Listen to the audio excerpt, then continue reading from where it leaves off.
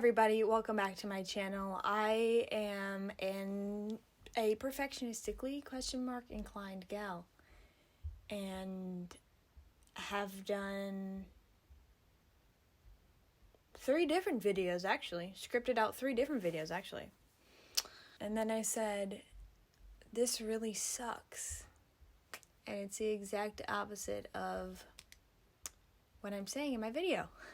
What I'm doing is the exact opposite is what I'm saying don't do. And so I said, why don't I just try to record everything in one and just put it on the internet? So what the hell? So I'm going to actually try to combine 3 different ideas that I've been having and put them into one in hopes that you get the maximum benefit, because alone I feel like these ideas are just like, man, like everybody knows that. You know, but together, packaged together, could be a new novel way for you to digest this information and get it into your brain cells. All right, we're going to talk about 3 strategies, 3 tools to help you try to curb your perfectionism on various tasks. You don't have to try to do this on every task that you find yourself being perfectionist, because that seems like a lot and it seems like a lot of pressure. So don't do that. But start thinking about these things and seeing which ones might work best for you. So here's the first thing. So this thing I created. Yes, I created this method all by my lonesome. It's called the needs, coulds, and shoulds method. I recorded a voice memo and I have a whole thing about it, and then I recorded a video and have a whole thing about it. I'm going to boil it down right now for you. I want you to take your to-do list and my dog just went under my bed. There's it's like the maze runner down there. The maze runner, is that what it is? It's like the goblet of fire down there. Anyway, so take your to-do list and look at it and say, is this a need? AKA, do I need to do this? And if I don't, I may not survive or maintain the life I currently have. Meaning, if I do not eat, you will starve. If you do not do the thing for your job, you may lose and you may become jobless. So make sure you're able to do the needs that you need to do. The other 2, man, like you can have them, sure. They're not in need. So your coulds are interesting because it's good to have a list of coulds, especially for our most depressed of friends. Because the longer the list of coulds, the more likely you are when you're depressed to be able to identify one that sounds like just the slightest bit better than the rest of them and try to do it and try to get out of your downward spiral. Shoulds are really dangerous, actually. So just what it sounds like, it's either you think you should be doing it or someone thinks it. God it. All right, I'm just going to move on to next. I think you get the point. I think what you're going to find is the needs on your list, very few, and that hopefully will relieve you. The shoulds, like, just the shoulds, especially if it's another person saying they think that that's a good idea and you should be doing it. All right, the next thing I have is the didn't method.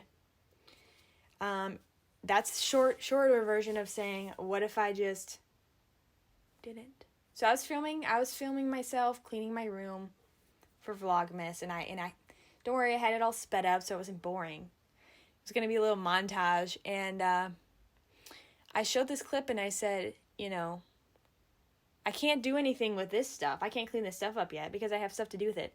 I gotta organize this or that. I gotta reply to these Christmas cards for people that are not even in my life. They just happen to send me Christmas cards. Like just these little things that I'm keeping things out because I think that I should be doing something with them. What if you just didn't? And that's the what if you just didn't method. You should really try it out. Maria's been trying to send an email for a while, and I said, yeah, I get she thinks that email is important. And then I say, what if you just didn't, though? And she was like, oh my God, I hadn't even considered not doing it. Just didn't doing it. There's your second one. Here's your third one. Most basic form of the word. This is really interesting because I found this when I actually found it in someone else's thinking before I found it in my own. But thinking that to back up your phone, and this is just an example, you have to first do all these other things. You need to update your phone, which may technically, like in a technical sense, need to be something that you do. Clearing out all the photos you don't want. So thousands of photos on your phone before you can get to the part where you back up the phone. is just going to prevent you from doing the thing that you need to do, the backing up of the phone. In your to-do list, it doesn't say go through the pictures. It says back up the phone. Just back up the phone. Like, just keep all the photos. Okay? They keep coming up with new ways to organize things. You can search from by the month, by screenshot, media type, all these different things. By people's faces. Just keep them. It's fine. So that's the thing, like when I try to do this task, like organizing, and you think, oh, like Marie Kondo. Yeah. She has you go through every item. She makes you ask questions to every item. Just, if you want something to be reorganized, just organize it. Don't add all the other steps onto it. I mean, my brain operates like that too. It's like, oh, I can't organize this unless I've cleared it out. I've gone to donate it because I don't want it sitting around. Something about the garbage, something about waste, something about Craigslist, blah, blah, blah. Just organize the bin. Just organize the bin. This is the tool. Doing the most basic form of the verb. So, if that is reading, what is reading? Well, it's opening up a book or your computer or something, and it's scanning your eyes across a page. That's reading. That's all reading is. Do that. Backing up your phone doesn't mean going through and scrutinizing and organizing every file that's in there. It just means you plug it into the computer and you hit backup. We got to start doing the most basic forms of the verb. The most basic forms of the verb. Maybe you feel uncomfortable because this is not the type of stuff you see. Maybe that's why you're feeling uncomfortable and you didn't subscribe.